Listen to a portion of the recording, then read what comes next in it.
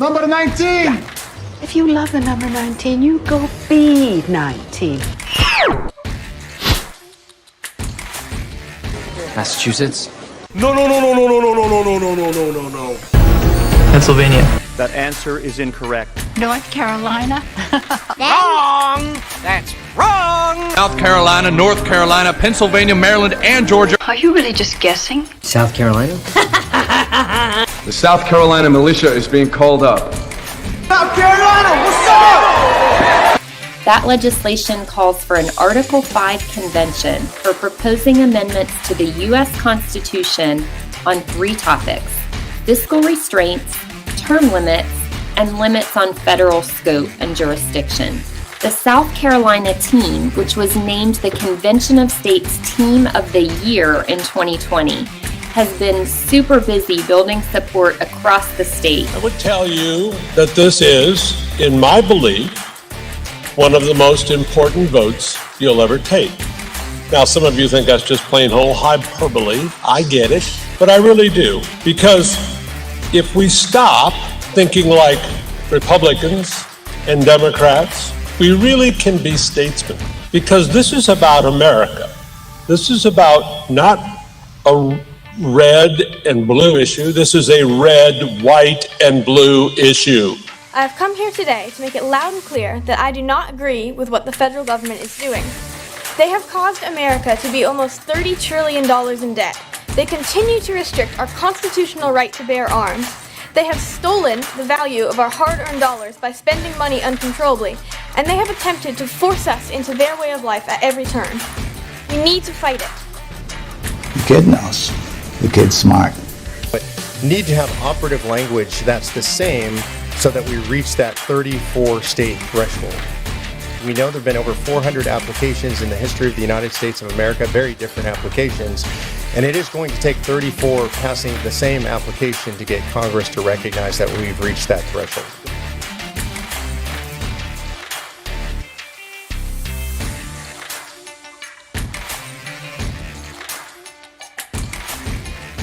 Now, it doesn't require expropriation or confiscation of private property or business to impose socialism on a people. What does it mean whether you hold the deed or the title to your business or property if the government holds the power of life and death over that business or property, and such machinery already exists? The government can find some charge to bring against any concern it chooses to prosecute.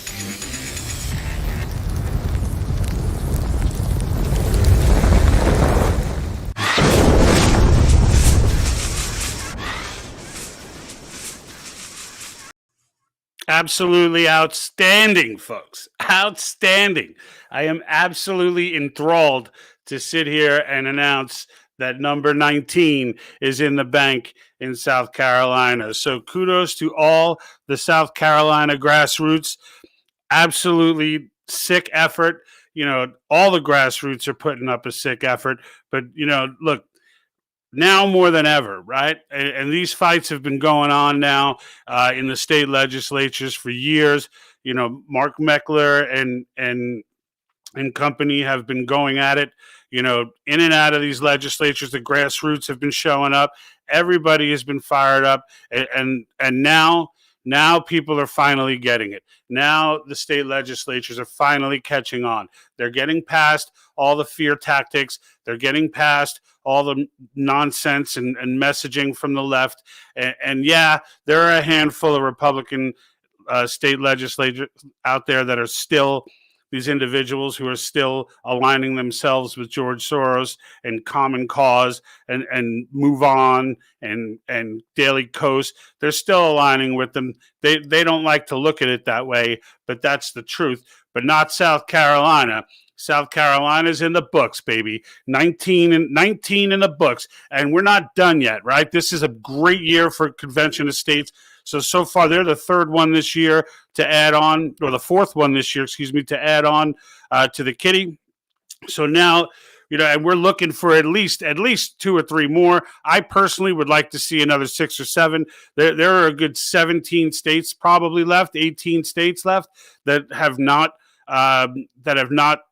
voted yet. So, you know, you need to look up your state, see where they're at with this, and then, you know, get on your state legislature. You you can go to our website. There's a link to sign the petition, www.thepatriotthinktank.com/cause, COS. You go there. There'll be a link. It'll take you over to Convention of States Action website. They'll give you, you put in your address and everything. They'll go ahead and find your representative for you instantly. And then once you sign the petition, they'll send your representative a letter on your behalf to let them know that you're down with Convention of States and you want to see something go with Convention of States. If you want to know what your actual resolution is in your state, we've got that easily listed on our website as well.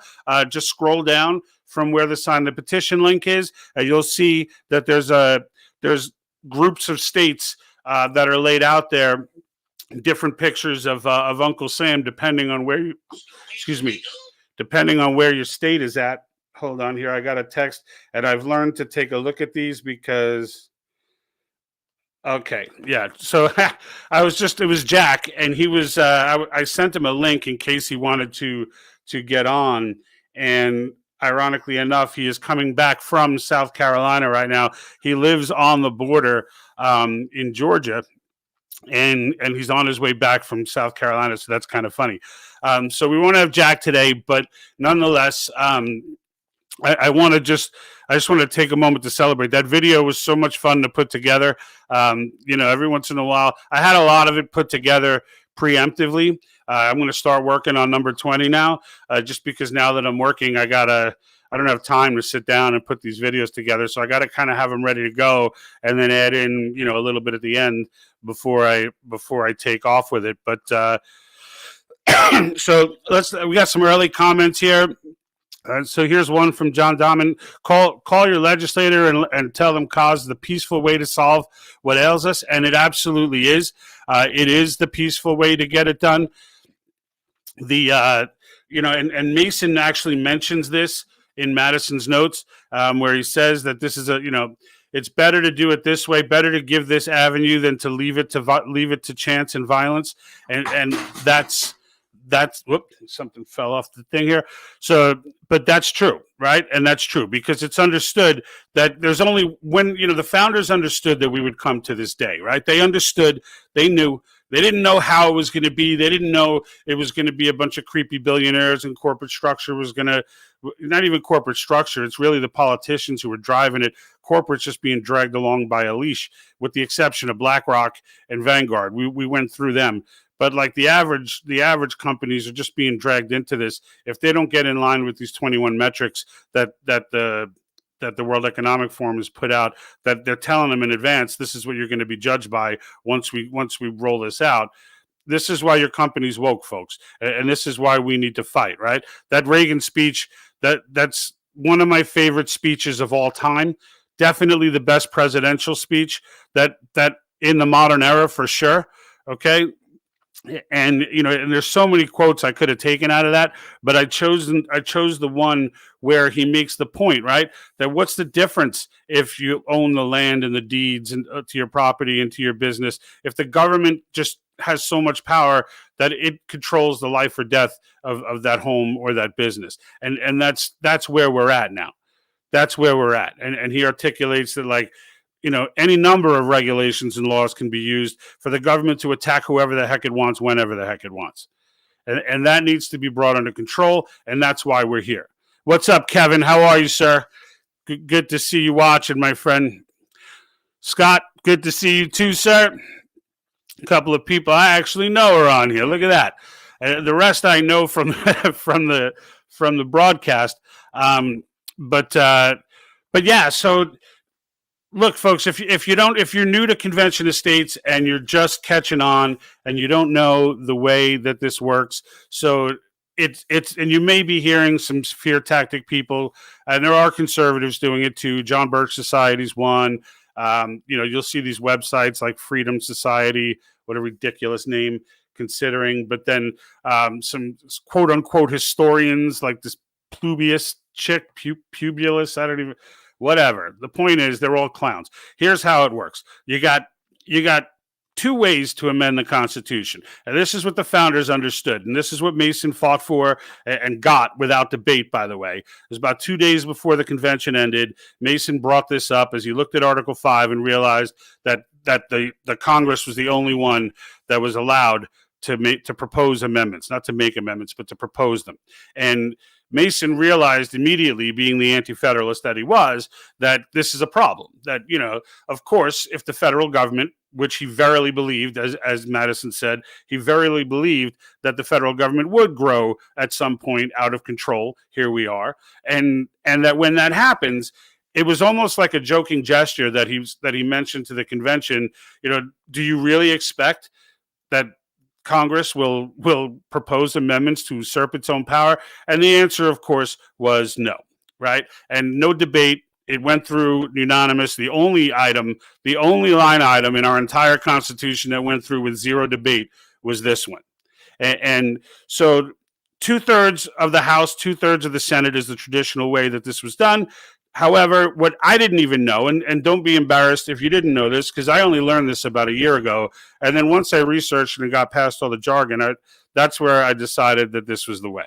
And in the end, what the way is that the states, with no involvement of the federal government, 2/3 of the states can convene, call a convention, and propose amendments on their own. And this is where it's key. There's no federal involvement.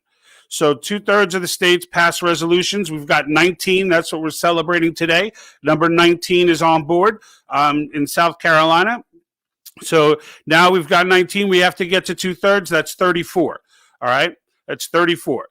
So this process is not easy, right? But we are moving. And we've got more states now than ever before in American history, despite 400 attempts to call a convention. All right. None have come close to this number. And especially considering that this number is going to end somewhere in the low to mid 20s before this session is out. So, but that's going to depend on you, right? That's going to depend on you. That's going to depend on anyone who's watching this to share this, get this information out, educate people, ask questions. Hit me up if you got questions. Doesn't even have to be in the comments now. It can be in the comments whenever. As you know, I always respond. You can email us at info@thepatriotthinktank.com. I will respond to that as well. All right. So, and I'm the one personally who's actively engaged in all that. So like when you see, arguments going back and forth in our comments regarding the Patriot Think Tank commenting, that's almost always me.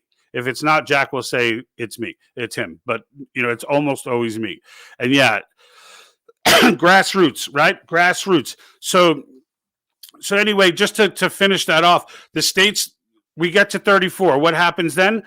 Well, they now give it. Well, each state, as they pass a resolution, gives it to the governor. The governor then gives it to submits it to Congress. Okay, that's the governor's only role. Submit to Congress. Everything is run by the state legislature here. Okay, and the reason for that is that they are the closest to the people. And frankly, if you want to go meet your state legislator, you can. If you look up your local representative, and you can do that through the link that I just explained to you when you go to sign the petition, they'll tell you who your local representative is. You can go meet that person. If you write them an email, you'll get a response from them, and not some cooked up cake response, cookie cutter response from their secretary or their administrative assistant, right? You're going to get a response from them. And I can tell you, it makes a difference. It makes a difference in the way that they operate. It makes a difference in this is the reason why they were chosen, because we can speak directly to them. And not only that, they each represent smaller factions of the public. So frankly, they're much easier to remove if it ever came to that. Now, it may not come to that. In some cases it may, but the fact is, a couple of thousand motivated people can easily remove a state senator, can easily remove a state house member. Easily. All right. And that's all it takes. That's all, especially in today's day and age where no one even pays attention to state politics and local politics. When the fact is, our country was designed to have that be the primary governance. But we've gotten so far away from that, it almost seems weird to think of it that way. But that's exactly how the country was designed to run. And we're going to get it back to that. And that's the whole point of this. So the states then, once these applications are submitted, 34 are collected, Congress shall call a convention, meaning they don't have a choice. They have to call the convention. So once they call that, then it's set. The states will pick delegates. They can pick as many delegates as they want. This is not outlined in Article 5 because this is completely up to the states. If the states want to send 5 delegates, 10 delegates, 50 delegates, they can send as many delegates as they want. But in the end, they get one vote. Each state gets one vote. Okay? And we need 38, 3/4, to ratify. So the delegates will go, they'll work out the language based on the topics set by the states. So if you're not aware, all the states are writing their resolutions on the same 3 topics. And it must be on the same 3 topics. So if somebody says to you, well, where does it say in Article 5 that it has to be on the same 3 topics? What you could tell them is that if it didn't have to be on the same 3 topics, we'd be in convention right now. Because there are far more than 34 calls for convention on various topics. New York has one on Citizens United. There are others on Electoral College. There are still some on the books about abortion. There are all kinds of conventions that had attempted to be called with resolutions that are still floating out there. And if it didn't matter what the subject matter was, we'd be calling it right now. But it does matter. So they all have it on 3 topics. Term limits for everyone. So again, if someone says, well, we don't need term limits, we have elections. No, this is not just for elected officials. This is for Supreme Court. This is for deep state. This is for staffers. This is for everybody in the federal government. Okay? So it's not, we have term limits. They're called elections. No, they're not. Those people just need to educate themselves on what it is that we're trying to accomplish here. Okay, because term limits has more support than anything. They all 3 categories have big support, but term limits is actually at the top of the list. Next one is fiscal restraints. All right, so with this, think balanced budget amendment, right? We've talked about this in the past. The Great Reset cannot happen. The WEF, Klaus Schwab, all the creepy people, all the James Bond villains out there, none of them get to twist their mustache and do that sick laugh because we have a balanced budget amendment. Once that goes through, modern monetary theory cannot take place. They must operate under a balanced budget, meaning we must start paying down our debt. Now, it's not an overnight thing. We don't have $30 trillion in our pocket to just whip out and start popping off and being like, oh yeah, here's 30 trillion, we're out of debt. No, it's going to take a while. But the mere fact that if that debt clock even stops, forget go backwards. If it just freezes, the dollar will, the same way everything's more expensive now, everything will drop in cost. And the reason it'll drop in cost is because it's not really the cost that's dropping. It'll be your dollar that's becoming worth more. And as that debt starts to wind down, excuse me, as that debt winds down, the dollar starts to gain even more strength. Your bank account, your savings, your retirement, everything becomes more valuable.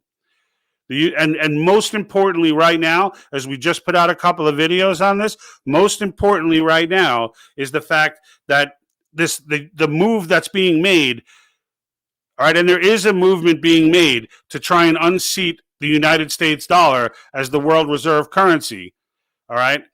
If that is ever successful, so let's say the Saudis, right, who we just reported, they're talking to Xi Jinping. They invited him in. He's heading over there. They're going to talk about him about the Saudis accepting cash, accepting the yuan as cash. Whereas right now, if you're not aware, all oil purchases from them need to be made in U.S. dollars. That was kind of the trade-off when Nixon took us off the gold standard. A couple of years later, he cut this deal with Saudi Arabia to ensure all oil purchases were dependent on the U.S. dollar. It's not as good as the gold standard, but it at least gave our dollar something to hang its hat on. And now they're negotiating whether or not they need to continue doing that. That's brutal. But I can tell you this: we passed a balanced budget amendment. We increase our revenues by moving to a fair tax. We do things like that, and I can tell you right now, nobody's walking away from the U.S. dollar. Nobody. Because if there's anything rich people love, is money. And there ain't nothing they love more than stable money. And I can tell you right now, if that money is stable, they ain't freaking, they're going to that. They don't care. They have no allegiance to China. They have no allegiance to anyone. They have allegiance to money. And you know what? Let them burn later for it. But in the end, they will stay with the dollar. And the United States will regain its prominence and its hegemony in the world. Okay? Because right now, it's all in question. All of it is in question. All right? There's a reason why Israel didn't openly denounce Russia, okay, for going into Ukraine. Because they're sitting back and seeing how this thing plays out.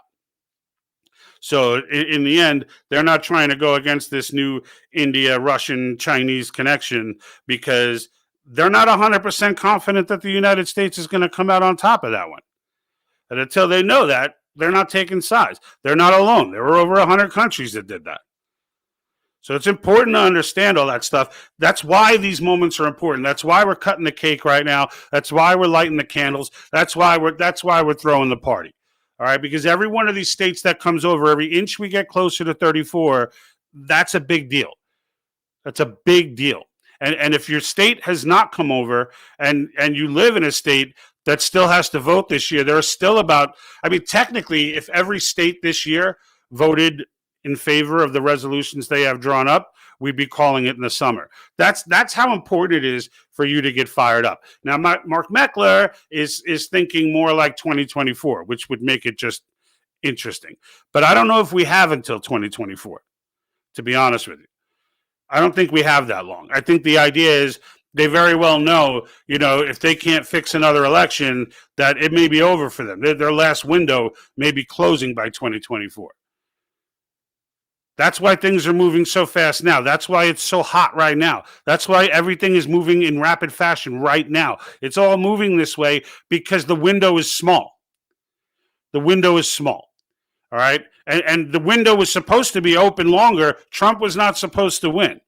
So you got to remember, if Trump loses, we may already be in the midst of it. Okay? If he loses the 2016 election, we may already be in that much far advanced, although there's a part of me that thinks they wouldn't be moving as quickly if they didn't get that scare jolted into them. Which is a good thing, though, that they're moving quickly because it's causing them to just come out and say what they want to do. No more of this behind-the-scenes stuff. No more of this, they're not denying it. They're holding forums. They're giving speeches. They're posting to YouTube. They're putting up advertisements saying, you will own nothing and be happy. Well, everything's still going to exist, folks, right? So if everything still exists and you own nothing, that means they own everything. So if they're telling you it's about climate change, or they're telling you it's about corona, or they're telling you it's about whatever, just understand it just so happens to be that the end result is that they own everything. Because it's not like everything goes away. So if they're telling you you'll own nothing and like it, it's so condescending, really, but because and there are people who sit there and go, that might not be so bad. I mean, there are people like that out there. They're not American, not in mindset anyway. They may have been born here, but they sure as heck don't think like Americans. But that's where we're at. But now we have 19, and I'm really, the one that I'm really waiting for is Pennsylvania. Pennsylvania is the one that I'm really waiting for. Like when Pennsylvania goes, I feel like that sets a trigger event. Like I feel like that brings New Jersey into the mix, and I feel like the states, that East coastline right there just starts to get in play now, right? And I feel like even New York might get in the mix. Because I mean, look, I was born and raised in New York, spent 10 years in Jersey, went to school in Long Island, I know everybody there. Right? I know enough people there to understand what the heartbeat of those areas are. And I can tell you they're not nearly as lefty as they used to be. New York might be in Manhattan, but they're getting so beat up with crime and decadence right now. This could be another Giuliani moment, even for the people in Manhattan. Like they do have a breaking point in Manhattan. Giuliani proved that. And it paid off that the people had that breaking point. But right now, it's the whole country that needs to hit that breaking point and needs to understand how important these things are. So the last term on, or the last topic on the agenda for Convention of States, this particular Convention of States, all right, is government overreach. So this is kind of the final dagger into the Marxist movement. All right, because what this does is it removes completely the federal government from anything it is not explicitly given the power to do, not by court decision, but by constitution. So think education, right? I mean, my daughter, I said this on other episodes, my daughter, I should post this thing up. If you go online and Google this, you'll see the poster that's in her classroom.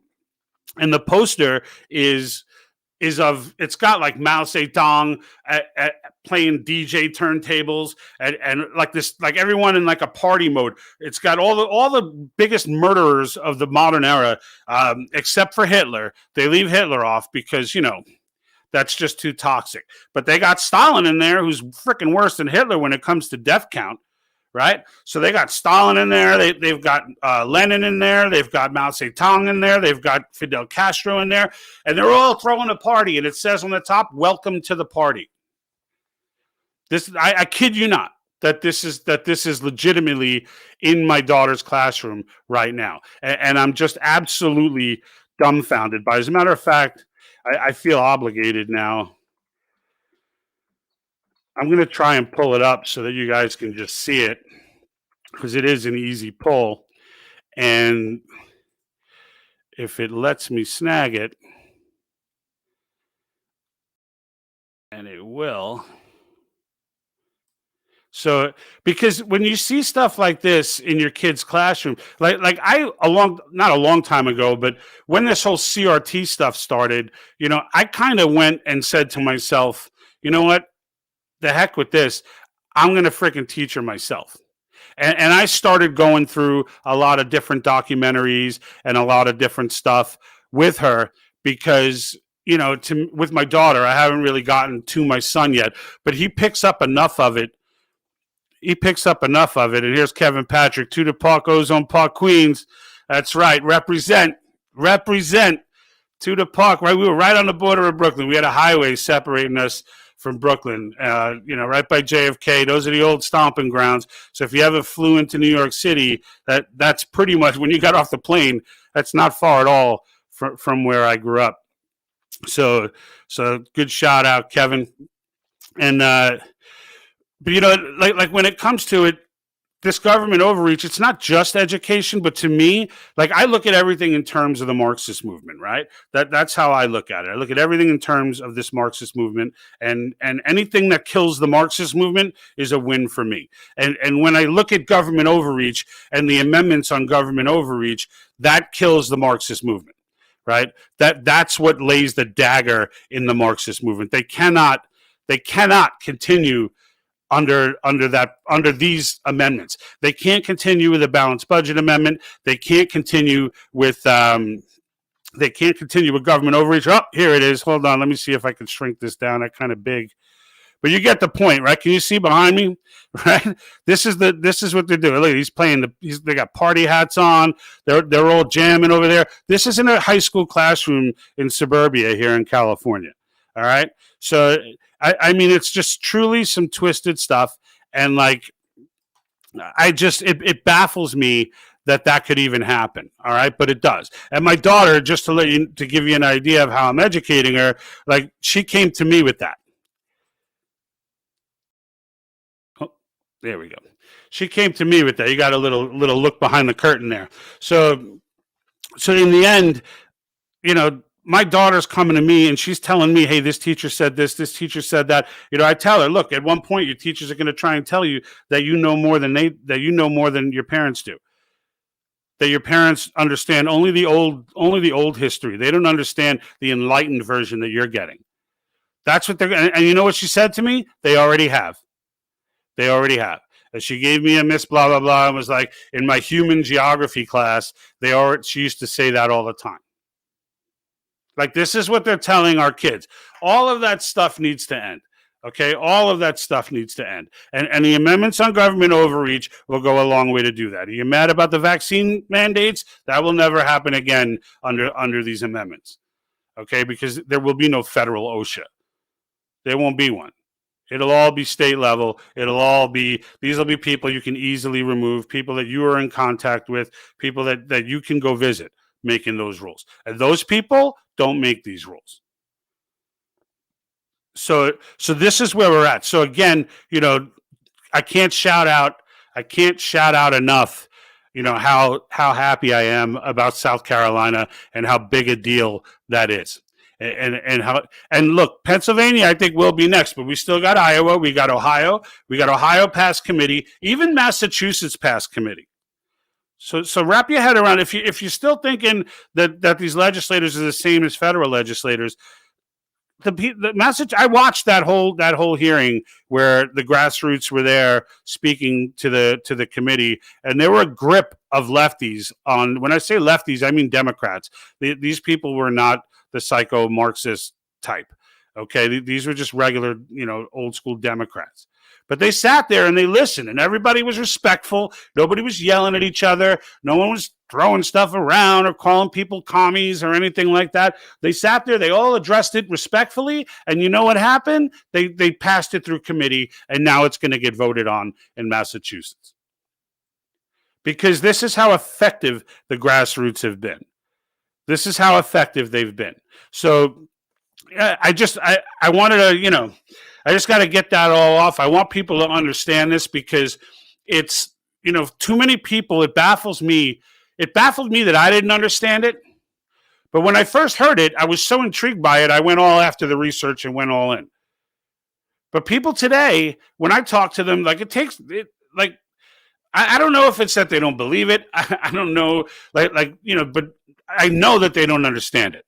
And that's why we made it such a big deal on the channel, because in the end, we were doing stories the way everyone else does and I may still do that from time to time, but in the end, to me, it's all about opening eyes and talking about solutions. And when I came across this, it was so clear that this was the solution. It was so obvious to me that this was the solution that I couldn't not talk about it. Yeah. So yeah, that's a good point. Even Malcolm X said only a fool would let their enemy educate their children. Malcolm X said a lot of things that were very wise, that I too was unaware of until that I knew a few years ago. I kind of got into that a little bit and did a little bit of research on Malcolm X to just kind of get a good idea of where he stood on certain issues. But he understood then. There are plenty of quotes of him understanding, even in his day, while it was just starting. All right, while the whole Marxist, indoctrination piece was just starting. All right, he understood then too that this was a quote unquote white liberal thing, and it really is. It really is. I'm not saying racism per se is only for white liberals. What I'm saying is white liberals are the ones, and he articulates it all the time, who always have the sympathy for you but don't want you in their house. Like back then, that's how it was, right? Now they let you in their house because they have to virtue signal. But back then, it was much more blunt and much more in your face. And he very much hated the fact that this double talk went on all the time. And he didn't have pleasant things to say about conservatives either, so I'm not going to get all into that. But I'm not going to go down that road. But at the same time, he did understand that these calls for justice are just full of crap when they're coming. There may be people on the ground level who believe it, but the people who are giving the messaging and creating the messaging, no. And we showed you Alexander Solzhenitsyn, and I led the last video off with him and with his 2 videos ago with his quote where he named social justice by name, telling you this is how they're going to try and take you out. Don't believe their cries for finer shades of equality and social justice, because this is how they're going to destroy your nation, right? And he knew it. So, that is what it is. But hey, I'm curious to know where I know Kevin was coming in from. Ozone Park. We got Pam here. once a state gets on board, will it still be on board, even if it takes a couple of years for others to get on? That's a great question. Or does it ever expire? How long did it take to get these 19 states on board? So a couple questions there. I'll try and unpack them one at a time. One, there are a handful of states who have what are called sunset clauses on their resolutions, but the vast majority do not. So the vast majority understand that this is not an easy process and you're not just passing it for 1 year. So they leave them open-ended pretty much. And if I'm not mistaken, if any of my cost folks are on, you guys can answer this for me if I get it wrong. But I believe South Carolina actually, the House had put a sunset clause on it, and then the Senate took it off and then sent it back to the House. And that's what we were waiting for from South Carolina, is to get that amendment corrected. Okay, and they did, and the House took it off. And the argument being, there's no need for a sunset clause because you can vote it down and shut it down whenever you want.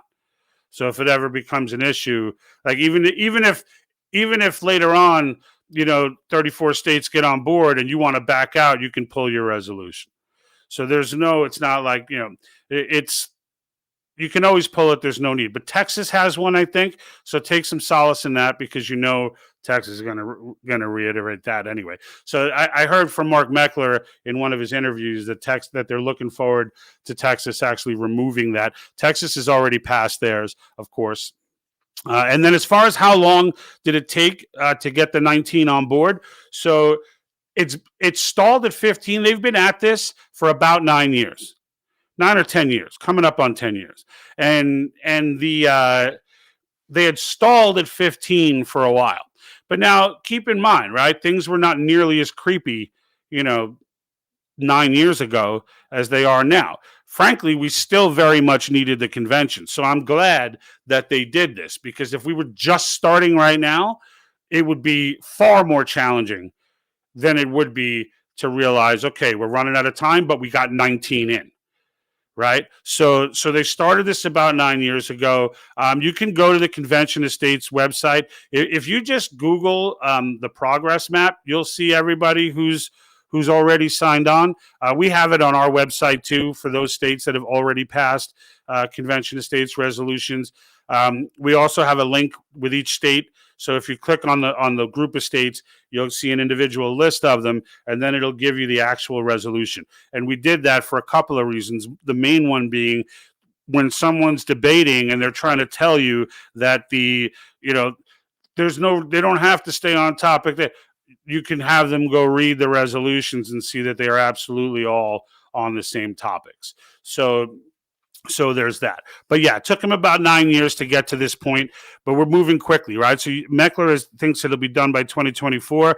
I think if we act and people get fired up about this, and I always say that Biden is our greatest ally here, because the creepier he gets, the more people get on board. I heard, I knew this to be true because our video on the vax mandate went crazy.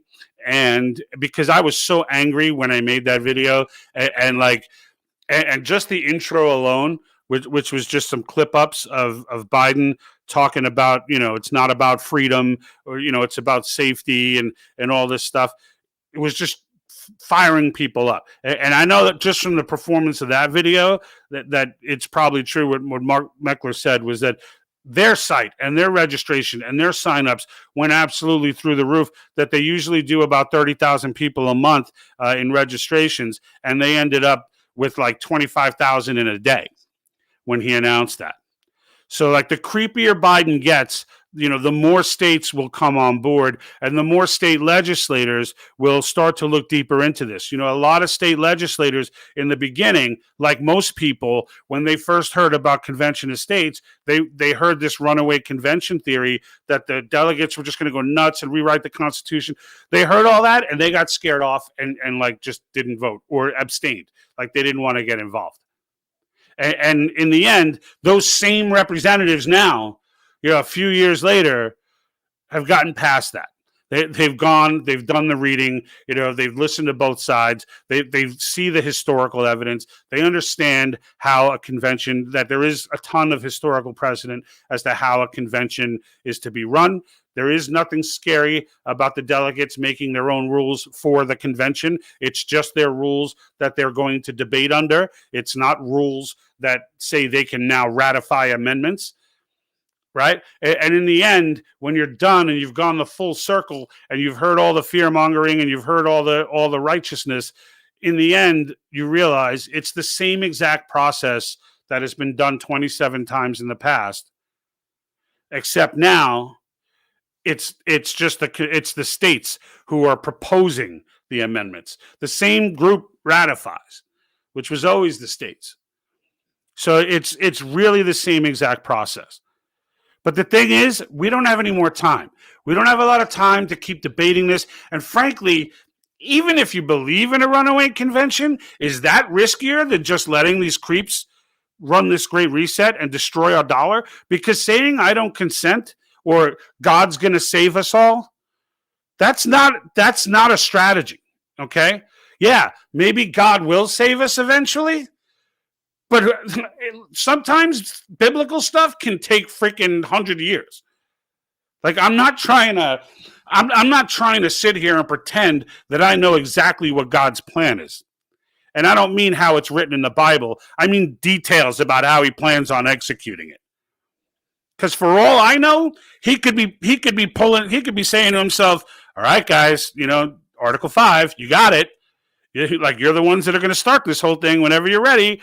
And we're just sitting here going, nope, God's going to save us.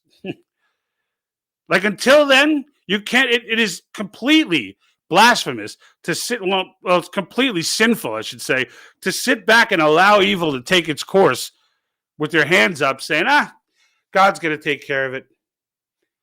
Really? That's not, look, I know there's a million denominations of Christianity, so I'm not going to get into every single one, but I can tell you that that's not a part of anything I was ever taught. If you see evil, you're obligated to do something. And if you don't see this evil, then you'll never see evil. And it's not, you can lie to me, but you can't lie to God, right? So in the end, you can sit there and convince yourself, but he knows. He knows. Right now, there are peaceful, actionable steps that we can take to get our country back on top of the world. And if we don't take them, if we sit down and leave this last constitutional bullet in the chamber while we go down, unilateral disarmament, if we allow that to happen, we deserve what we get. We deserve what we get. We deserve digital currency attached to a digital identification card that is granted by the government and controlled by the government, where, they've determined that you're too fat. So now you want to go to a pizza shop, but you can't use your digital currency there. And there's no such thing as cash. And they won't let you buy that pizza unless you go and buy the Elio's light pizza that doesn't, with 1% milk fat and whatever.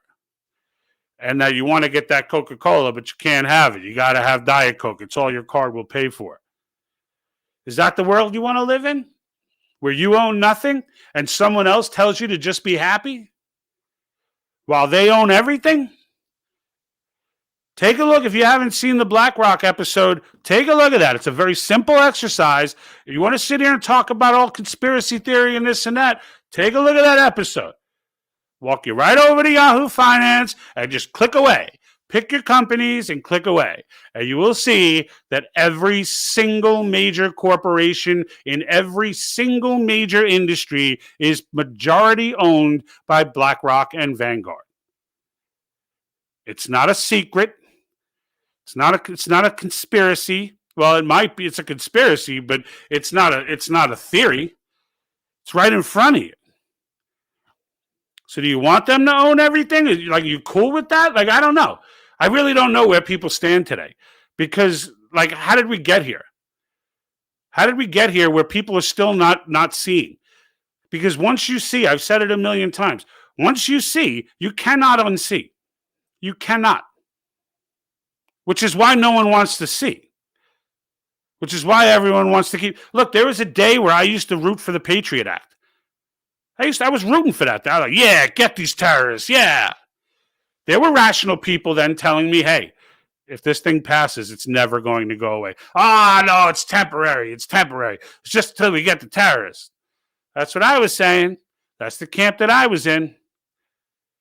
Here we are, 22 years later, or 21 years later. Patriot Act still in play.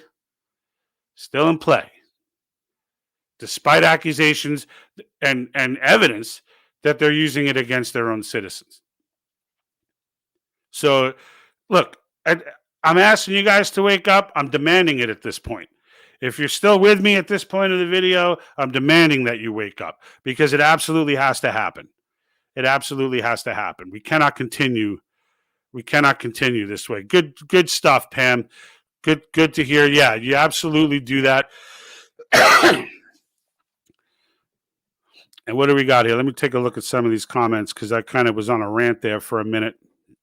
But so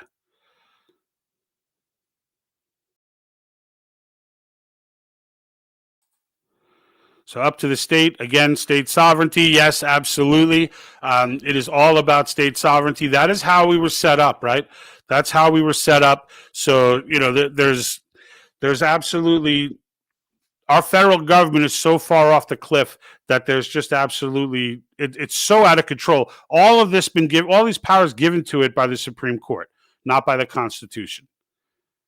And and whenever that happens, okay, whenever the Supreme Court rules on the Constitution in a way that is unconstitutional, there's only one way to fix that. There's only one way.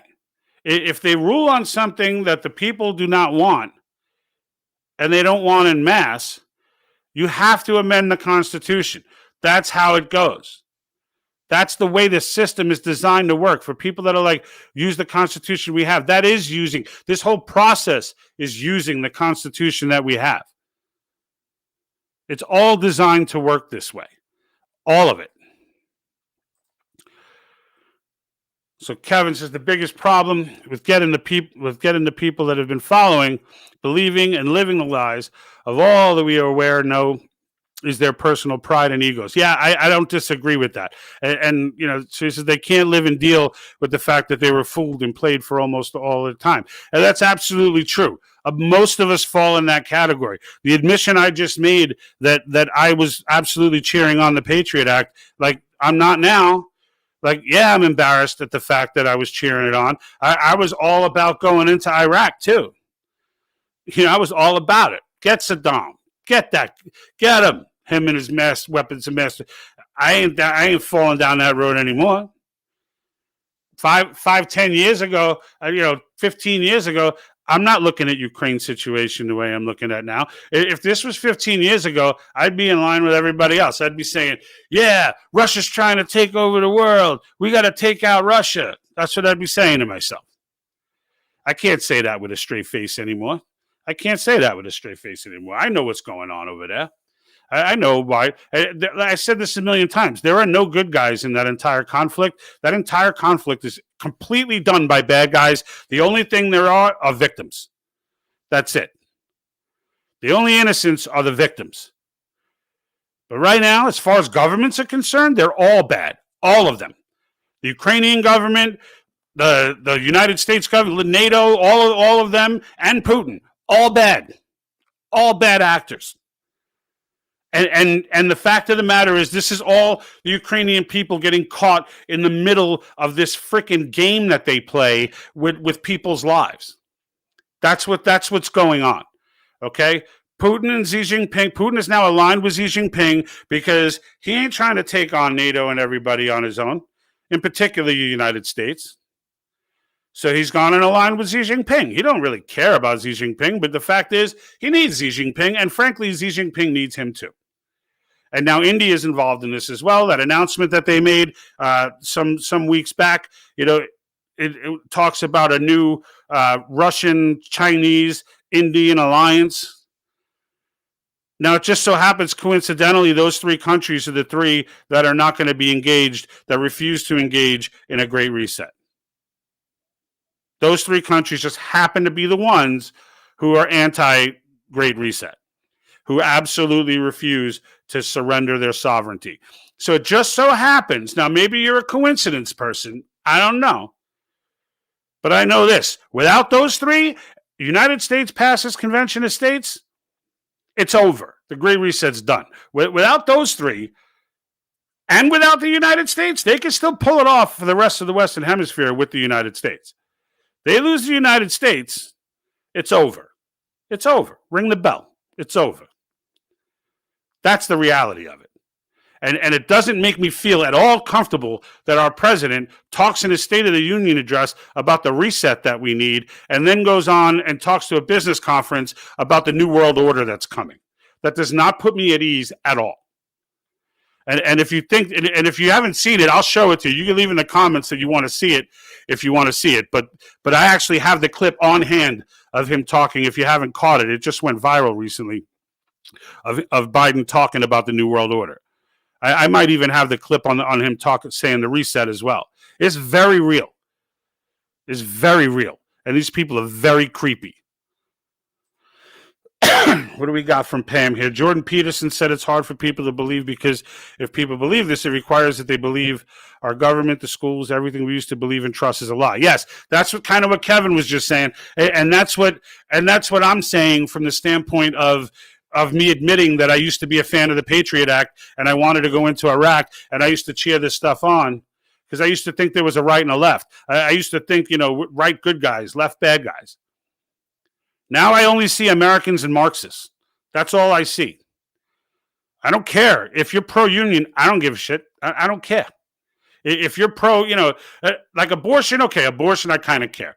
But like there are a few issues right now aside from this Marxist and Great Reset situation that I really give a damn about between Democrats and Republicans.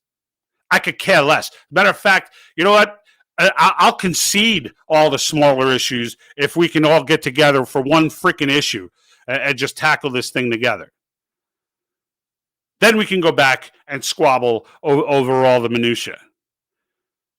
And again, I want to separate abortion from that minutia. I don't think it's minutia, but all, you know what I mean? Like all the different things. If you're a little bit older and you've been doing this Democrat Republican thing your whole life, you know what I mean. There are issues that high taxes, low taxes, this taxes, whatever. All right, but in the end, those things, we can argue about that later. Right now, we need to get together on something. Right now, we got an issue that's bigger than all of us, and it ain't. The right ain't saving you, and the left ain't saving you. Trump's not saving you. DeSantis ain't saving you. No one's saving you.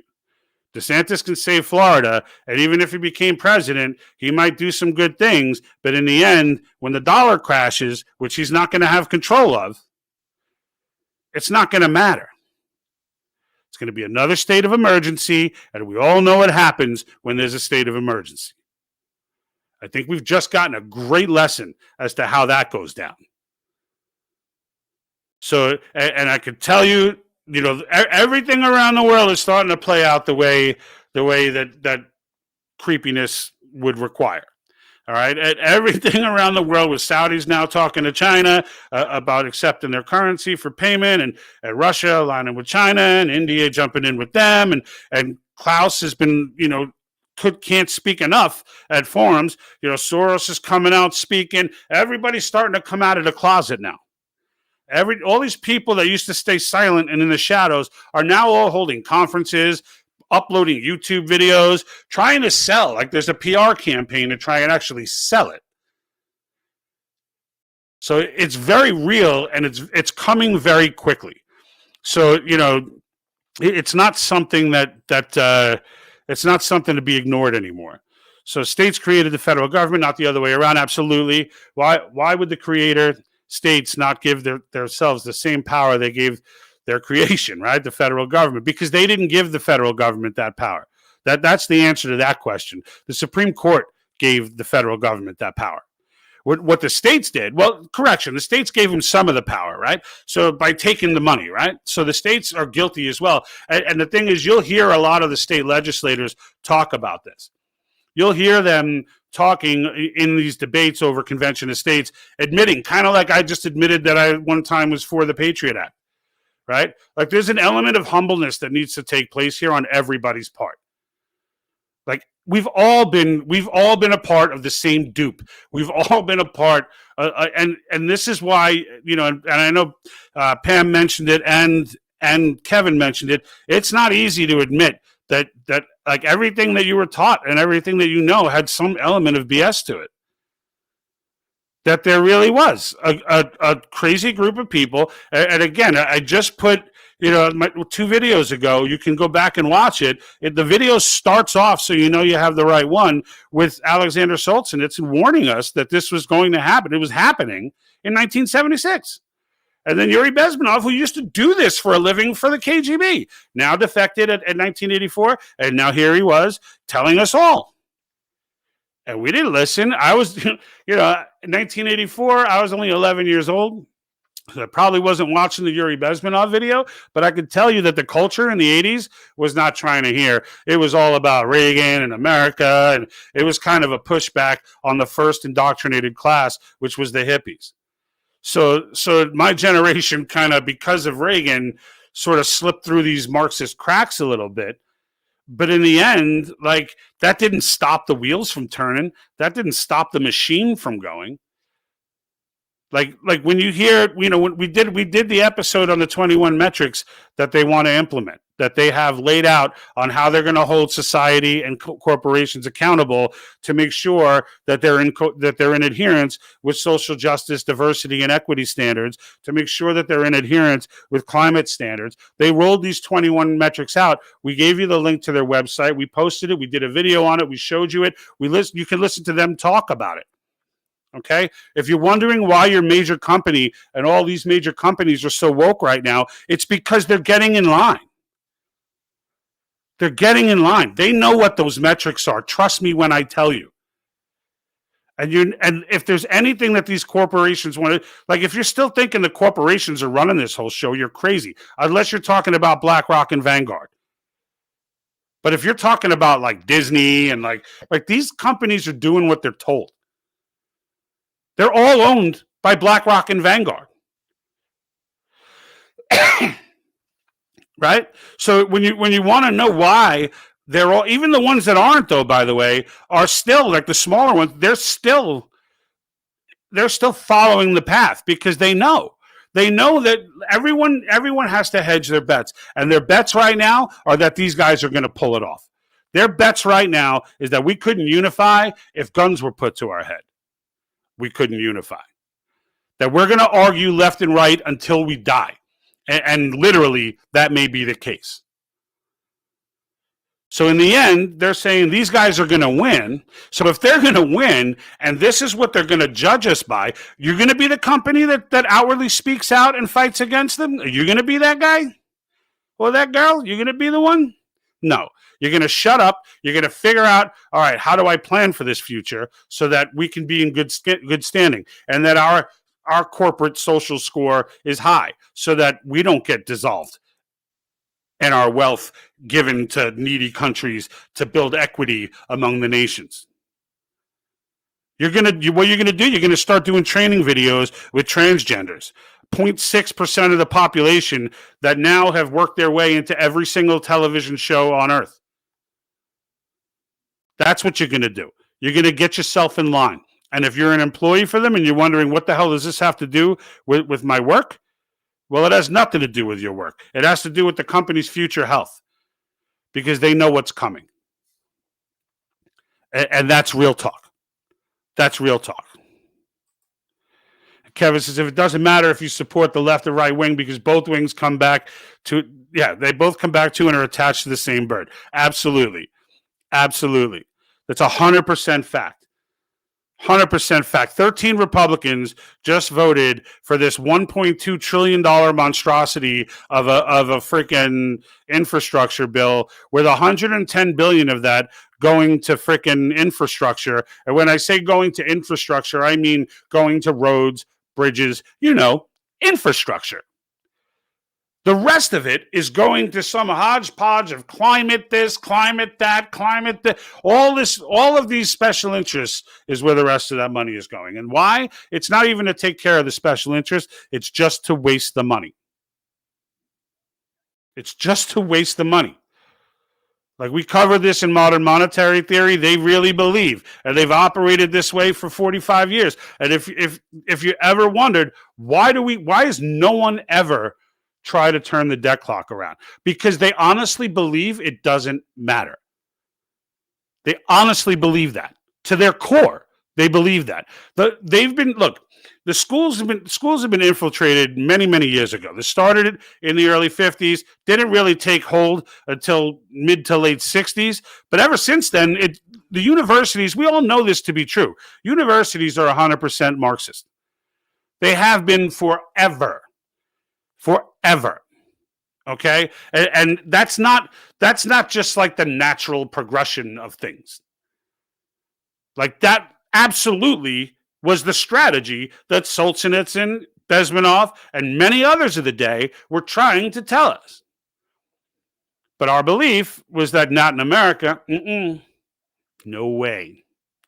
Meanwhile, we went on talking with our own generation, and meanwhile, the generations below us were getting that much closer. That much closer. Each generation. Now you got kids walking around believing that you can just change your gender by talking about it.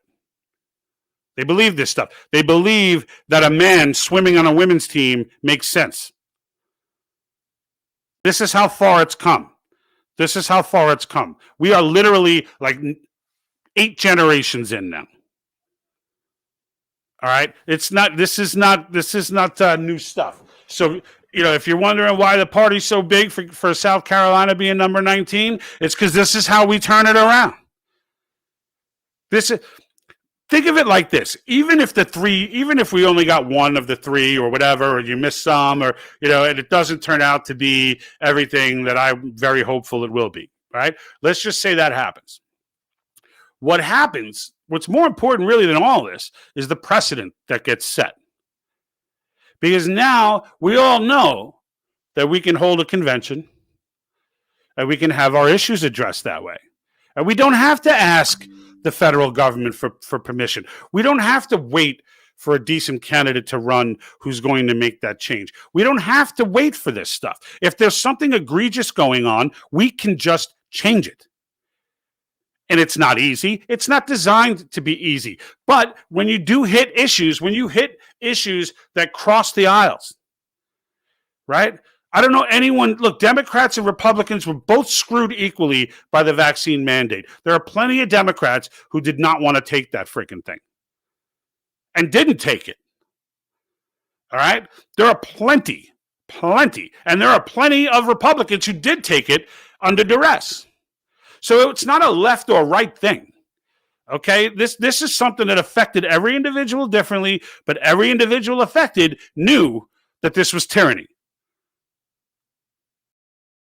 These are the issues that unite us. I don't care about the minutiae anymore. I don't care. I want to change the big things. I want to change the things that when they change, trickle down of all kinds of good change comes. And balanced budget amendments, that's one of them. Okay? Now, personally, I'd like to see the 16th Amendment repealed. That's the income tax amendment that they passed because the courts kept deeming over and over again that income tax was unconstitutional, because it was, until we wrote it into the Constitution. We need to unwrite that from the Constitution. But that's, whether that goes in or not, I don't know. Balanced budget amendment, though, that will go. Single issue amendment, that every bill has to be on a single issue. Oh, that absolutely. There's your pork, folks. There's your pork. No more veterans bills where the veterans get to where they never even intend to help veterans. They just put the bill together with a nice name like a Save the Veterans Act so that they can then add pork on the back of it that they know the other side will never vote for, and then they can accuse the other side of not wanting to help veterans. Both sides have done this repeatedly. This is what we get from our elected officials. A single issue bill where every bill has to be on one topic, it's done. That's done. Right? Think big. Right? Think big. That single amendment alone. Just imagine how much that changes. How that changes the entire way that our government works for the better. That they can't add in 9 different topics onto the back end of a bill. Like, these are the types of practices that have gone on that are not unconstitutional, but they should be. And that's where we come in. When things like this go down, that's where we come in. What do we got here? We got Kevin says, I got that one already. Let me see. All right, I think I'm up to speed here. We got Peterson. Nico, I don't know if Nico's laughing at me or with me. Either way, all good. You still get a highlight. Let me see what we got. Yeah, so I think I'm caught up with the comments. Wait. And just as I speak. So funny how the My Body, My Choice advocates about abortion just up and vanished like a fart in the wind. Same for the Me Too movement with men competing in women's sports and so many other things. Women are losing their rights. Yeah. This wokeness is really, look, the war on women piece. I never bought into that for a second. You know, I just know too many strong women in my life. I've had bosses that were women that are great leaders. I've had, and are making tons of money and are getting those jobs over men and not always just because they're women, like some just because they're women, but the thing is most get it, for the virtue of it, for the value of it. And women are just doing fine. Just doing fine until now, right? Now with all this wokeness, and now men can be women. The whole man being a woman thing is just, I'm going to laugh every time I say it because it's just so stupid. It's so, not Yuri Bezmenov, Mateus.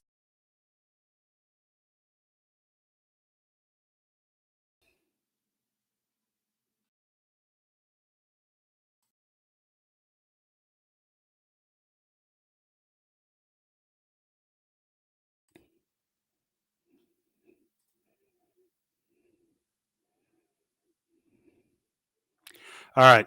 I think I'm back here. I'm not sure what happened there, but there we go. The comments are back up. Yeah, the thing just said George joined, and then I think it's trying to throw me off. It's like you've been on for over your hour, and now you need to get off, I think is what. So King James, if you hung with me through that little blip there, hello, how are you, sir? So good to have you aboard.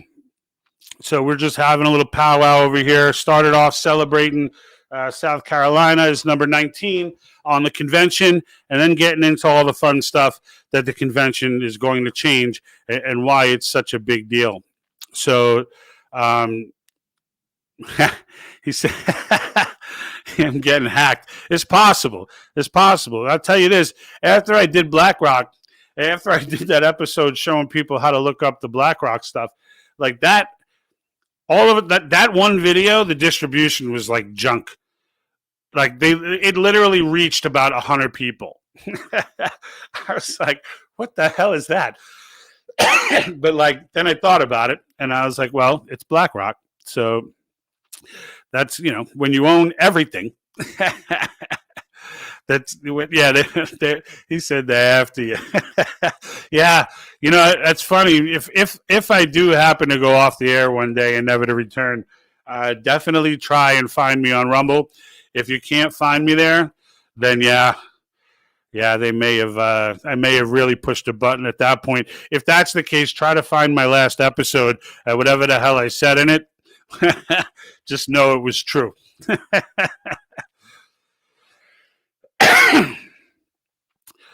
What did we say? The convoy that's now starting to organize in each state, and then there's some other group to fight communism here in Washington, and another one where they took 60,000 affidavits to the. And I don't have the rest of it. Let me see here.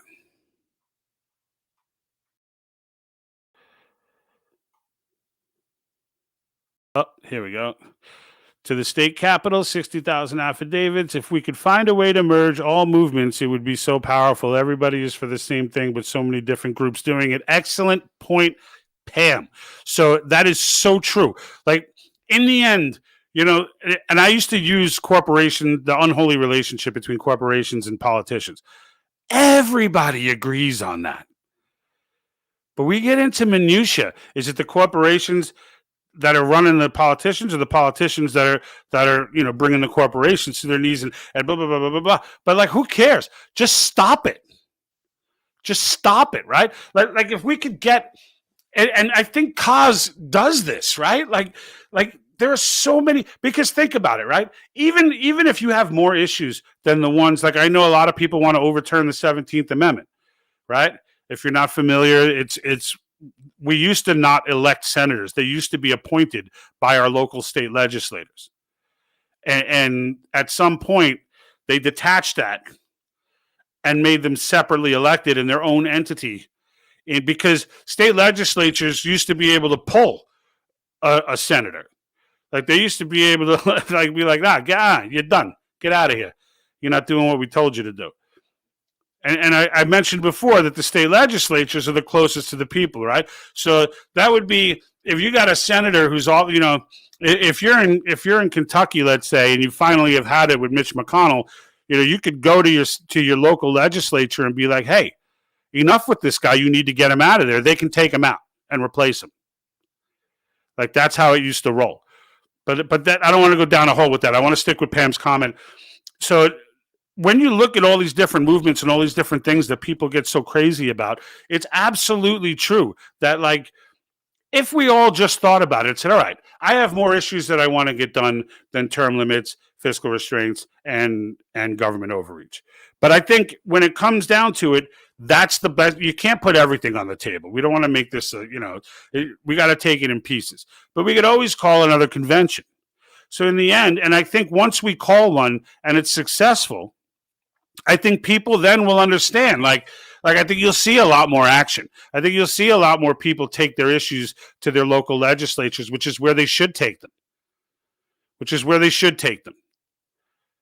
Right? And in the end, you know, we take them and get that ball rolling where we make the changes. We don't wait for Congress we don't hope. So King James says, I don't know what a Rumble is. So Rumble it's kind of like YouTube. It's YouTube for people that get thrown off of YouTube. And frankly, even though we've been thrown off of YouTube a couple of times, but like Rumble, it doesn't get the same distribution. I mean, if you're Dan Bongino or somebody like that, Ben Shapiro, yeah, okay, you'll get the following and stuff on Rumble as well. But if you're small and you're trying to come up and whatnot, it's tough to come up on Rumble. But channels like ours will use Rumble as kind of like a backup. So if you ever see us go dark and we're just not putting out anything, then check us out on Rumble, because that's where we'll go and put out the video that says, hey, that last thing we said about the new Epsilon variant of the coronavirus, that got us thrown off of YouTube and Facebook. So now we're exclusive to Rumble until that's kind of where Rumble's at. That's kind of how we use Rumble. So, but that's a good question. And that actually explains some of why we don't get the kind of play on Rumble that I would like to see. He says, "Fly by night, darknet YouTube." It's not darknet. They've got millions and millions of subscribers. Dan Bongino's got over 1 million subscribers himself. So it's just a place where you're going to get the stuff that they censor off of YouTube, all the stuff that the speech Nazis won't let you hear, you can find on Rumble. So I often go to Rumble to look for content, look for video footage, January 6th footage, BitChute, Rumble. Those were places where you could, because YouTube was banning all footage that did not make everyone look like a Nazi. So if you wanted to find the footage of people just, huge groups just gathering and praying or doing anything peaceful at all, or panoramic shots of the entire crowd instead of the small shots of just groups, if you want to get those kind of footage, you can't get that on YouTube. You can't get that on Facebook. If you want to hear someone from Australia speak while they're all getting beaten and locked down, you can't get that on Facebook. You can't get that on YouTube. You had to go. I found we did one piece on someone who made it out and was talking about it, a Muslim woman, and we had to get that off a brand new tube. So you got to get creative sometimes when it comes to. And what is this? Yeah, Rumble's not a Chinese network. Not Twitter. TikTok, yes, absolutely. TikTok is solely run by the CCP. When I see people putting up like these patriot and freedom type, short videos on TikTok, the irony just blows me away.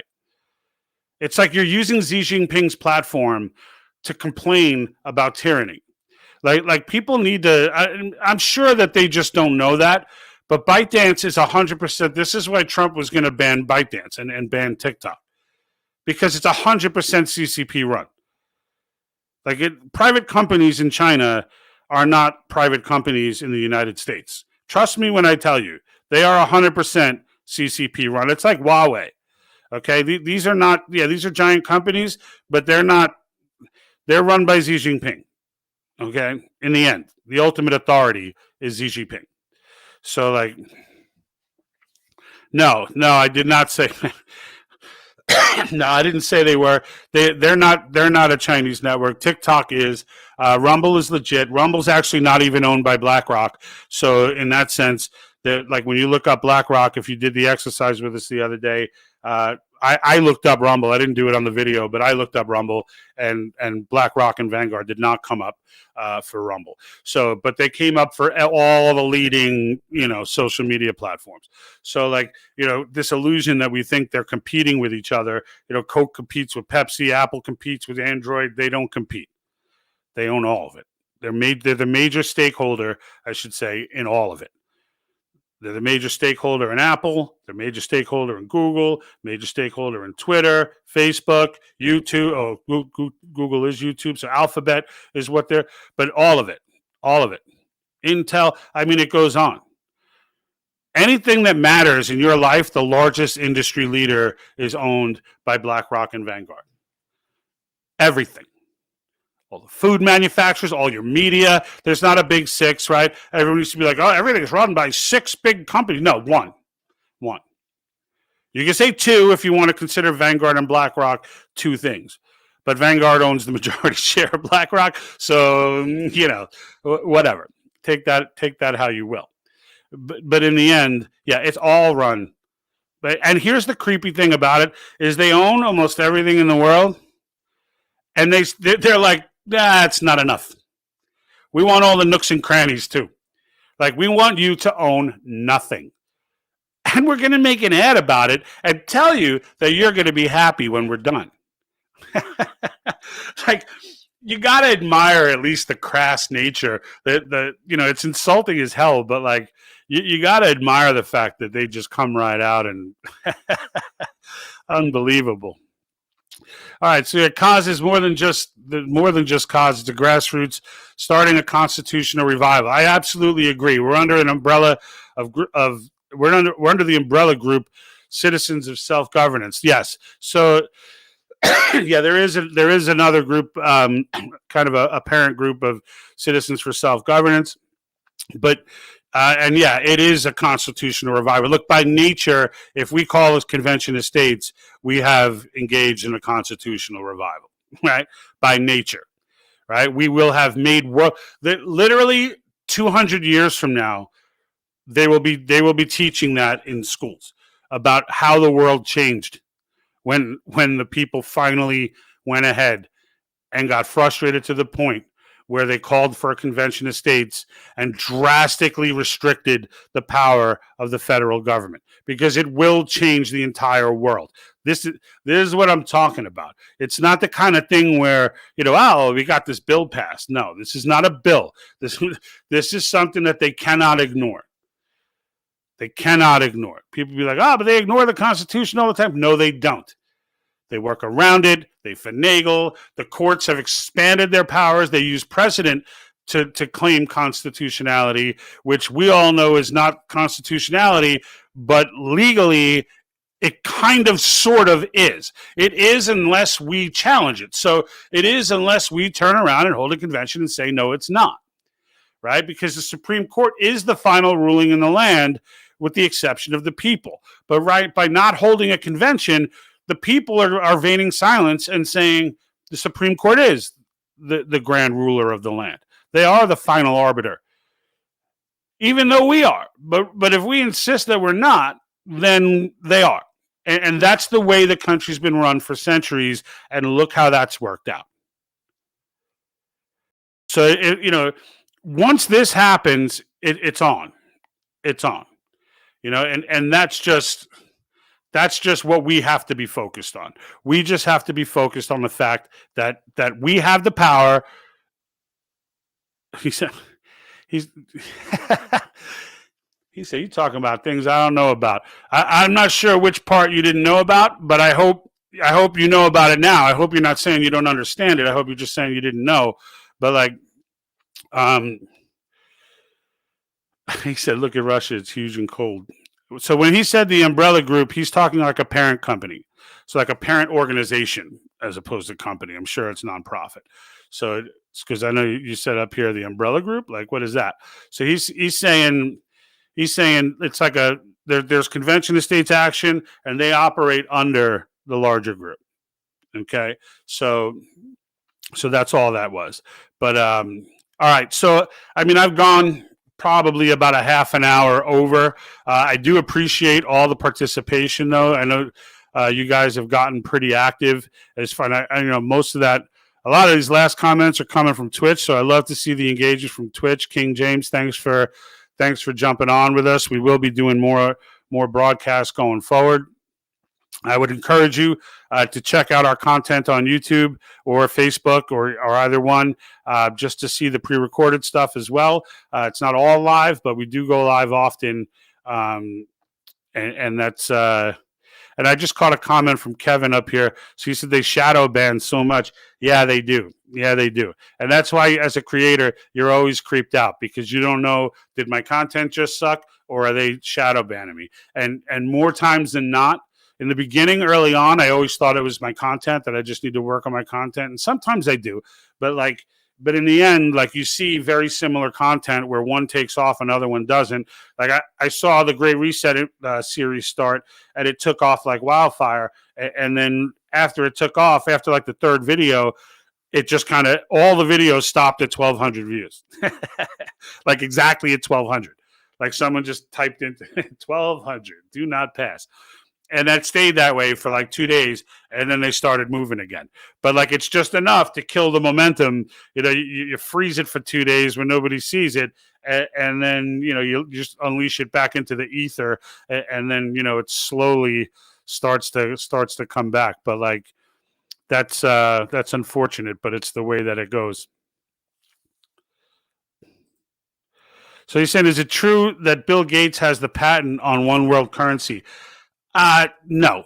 So from what I understand, and I didn't go too deep down this rabbit hole, but to understand one world currency, there's a few different ways that this could pan out. So it's the IMF, International Monetary Fund, is working on creating an IMF coin that would likely win the day with the WEF when it comes to world currency. Bill Gates bought into a technology that's actually a lot creepier than one world currency. It was like something that gets injected into your body. I read a lot about this. It's a real patent. It's creepy as hell. They don't have the technology for it, but it was just one of those things where, he wanted to patent the idea for it. And it basically would be a situation where, like, as you're working, like, it would record your, like, let's say you're swinging a hammer, let's say you're a bricklayer, let's say you're, whatever, as you're swinging that hammer, it's recording your energy levels and all that stuff to record time worked. And, like, it's super creepy. It's super creepy. And yes, there was a currency system related to that technology, but it's not likely going to ever come to fruition. It's creepy enough that he even thought to do that, but, like, it's not what's most likely going to happen if the United States dollar continues on the path that it's on, and they still believe that monetary theory is going to be king because they think we're always going to be the world reserve dollar. I could tell you right now, it's either going at some point, the yuan, which will take some time, but I can tell you if China gets the pass from Saudi Arabia to be able, they're visiting them right now as we speak. If they get that okay, and they've been talking about this for like 6 years now, but now they're actually invited him over. So that's a game changer. And if it happens where they let him pay for oil in the yuan instead of the US dollar, that's going to be a big blow to our dollar. Now, it's not going to instantly drop us as the world reserve, but it's going to put the U.S. on notice, and it's going to get other countries thinking. Now, countries are afraid. They're going to initially be skeptical because they don't like the idea that China is not a democracy, and the world doesn't like to put its faith in currency in nations that are not free, because now dictators can then mess with the world currency, and they don't, But that being said, it is a first step. So it certainly will be a rival to the US dollar, but it will not be superior. Now, they are trying to go to cryptocurrency, and they are trying to put that through. And if they're doing that for their own creepy reasons, but they're the same creepy reasons the Great Reset wants to do it. And that's social points, right? Their social system where they can then control the money, know every single transaction. You'll never be able to buy something anonymously again. It'll all be linked to a national ID card, a digital ID. And this is where you start getting into, we're on an initiative to make everyone healthy. So if your body fat index is above X, Y, and Z, then, you're not allowed to buy these particular products and things like that. It starts to go down a really creepy path. So they're trying to do that. And the WF is trying to do that too. But the WF's best shot right now, and this could change, right? It's dynamic, but is the IMF coin. And that's why in that video I produced that I, the fictitious scenario of them giving the speech about in 2033 of what could happen, that they mention you'll get paid your universal basic income in the new IMF coin. So, that's just a plausible scenario. Obviously, it's not guaranteed. Pam says, thank you so much for your commitment to this. Thank you, Pam, for watching, because it's really rough if I have to come up here and talk to myself. So I'm excited to see people interested. I mean, on and off throughout these broadcasts, we've probably had 30 to 40 people. Some of them has gotten as high as 50 or more at different times. They pop in and out between the 3 different platforms, but I definitely appreciate the viewing. And your engagement, really, more than anything else, is the engagement. The questions, sometimes a question comes up that I can't answer, and now I got to go look it up, and then I learned something, right? And that's kind of the idea of the think tank anyway. Even before we started doing them all live, it was kind of to get that engagement. We used to just do it through comments, but I just found it a lot easier to do live than to do it just through the comments. We could always do it through comments after, but in the live engagement, I think there's just something a little bit more connecting with that, and kind of keeps us all in the same thing. So Pam says, I 100% believe you're being shadow banned. This information is way too important. Yeah, to not have eyes in it for this long, and you're a powerful speaker who speaks with conviction. Well, I appreciate the compliments on my speaking. I would say this, if guys, to those that are watching, and maybe you learned something, maybe you knew something, but you're looking at it in a different way, or something like that. You're taking a different approach to things. But if there's anything you take away from it, number one, as we're talking and as we're saying stuff, don't ever take things personal, right? And understand that when we sit here and say things, because I say it often, that I talk about brainwashing and the fact that we've all been duped. Like, understand that that's not an insult to you. That's just an awakening moment for all of us. It's not like I'm enlightened and I, holy me, I know everything and they couldn't brainwash me. They had me for many years as well. So it's just a matter of, for each of us, when that moment comes, when you start understanding that things don't make sense, you start asking those questions. And that's, and that's the first step. Right. And then you see. And then once you see, you can't unsee. Once you see, you start hearing it. Like when I watched Biden's State of the Union speech, immediately I picked up on the Great Reset reference. Immediately. Because I was already aware of it, right? Because I was already aware that he was a part of this. So when I heard him talking about as soon as he started talking about COVID, my antennas were kind of up anyway. And when he said we need a reset, I was like, oh my God, this is like a clip. I just video clipped it right there on the spot, right? Whereas most of America, that blew right by. That blew right by most of America. And that's not picking. Now you hear him again talking about New World Order. And if you haven't seen that clip, I could always show you either one. I have them both queued up, so I could do both of them. Let me see if I got a... What is this? Thank you for explaining. So this sounds like the movie from 2011 called In Time with Justin Timberlake. The concept is your time clock is your currency. Yeah. That kind of is how I remember reading it. I was trying to read the actual patent. Like, it's listed, it's registered, you can actually read, and it has a really creepy number too. I forget what the freaking number was, but it was like a really like spooky number considering, and I forget what the heck it was. But if you look it up, it's not too hard to find it. And I was able to pull up from the patent office, the actual patent, and it's a tough read, but like, yeah, it kind of was like that. It was kind of like your time clock is your currency. And like, it was a weird concept that I don't think is going to play out, at least from everything I understand to be true, even with my eyes open. That's not something like I read about that a few years ago. And then it's never been on anybody's, like, now that they're speeding everything up and things are all coming to light, that's never become, maybe that's something for like 2070 or something, right? But like that's not an immediate threat. If we stop the other threats, we don't got to worry about Creepy Boy with his vaccines and all that. So it's an interesting movie concept. So it's an interesting movie concept, which does not sound far off from what, yeah. And that's okay. So that's just kind of the same point. So yeah, that's basically it. So yeah, Bill Gates is as creepy as everybody thinks he is. Don't get it twisted. I think there's a point, when you escalate up the corporate ladder to like that Eyes Wide Shut party, right? And you're just in this, like, money just no longer matters. You don't even really have to work anymore. Like, you could just step back and, let someone else take over, and you're still going to be worth so much money. You could buy an island. Like once you get into that status, I think it screws with you mentally. I think it just F's you up mentally. And like, this is where these diabolical, like, I don't think Klaus Schwab sees himself as evil, right?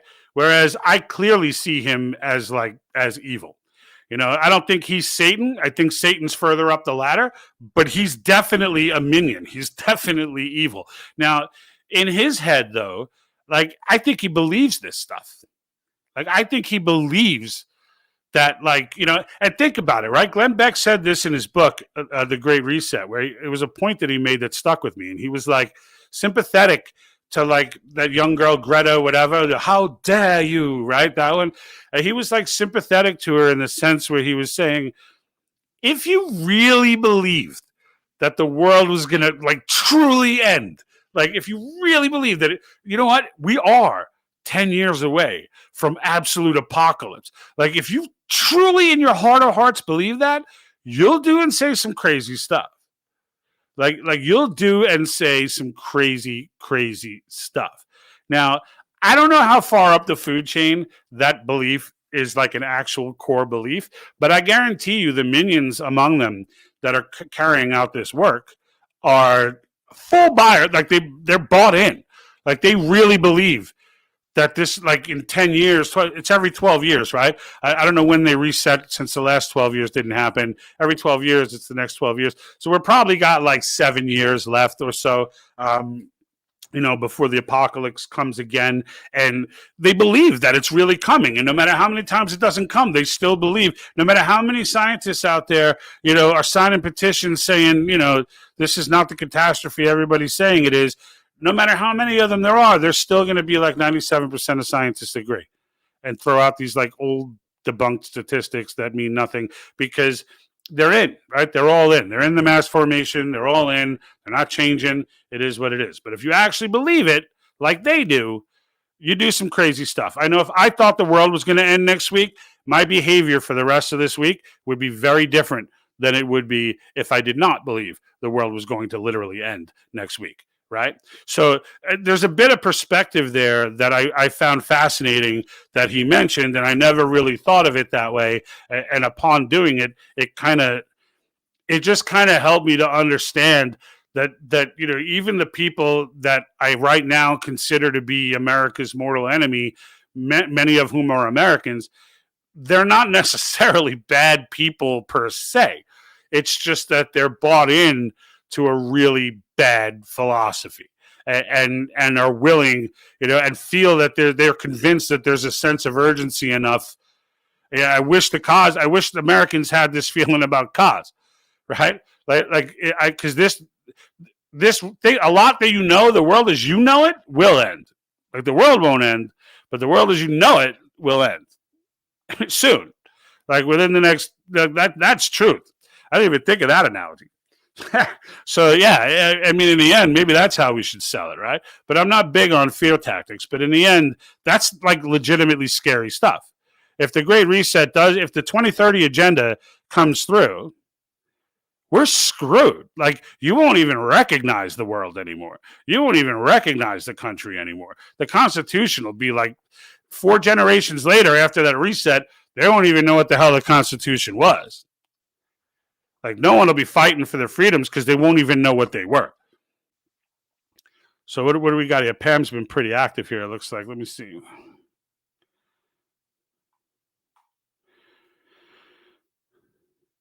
Oh, no. That's the one that I already put up. Okay. All right, cool. So, yeah, it's after 8 o'clock. I got to have some beers and get over this. So, but I appreciate everyone's engagement. I appreciate you guys staying on for so long. This has definitely been the longest stream that we've ever done, which means it probably won't get the distribution again, but that's okay. The conversation's worth having. If you did enjoy any portion of the comment, of the content, please share, because that is the only way that the word gets out. Encourage people to follow, subscribe. Get on board, join the fun, right? Join the fun, join the conversation, and let's all get in this together.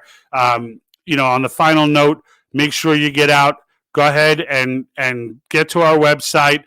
Click the button for signing the petition. Look while you're there. Look up your state and just see like where your state is, because that'll give you an idea of how hard you need to come at this. And really you should come at it hard anyway. But if you're in like Iowa, or if you're in like North Dakota, right? Because they're coming back in May. If you're in like one of these states where, Kansas, if you're in one of these states that are key right now, and everybody's key. I hate talking like that, but one of these immediately key states who are, either just turned it down because of some weak Republicans or are on the verge of voting, get active and get on it. Right. All right. Well, once again, another good episode. South Carolina.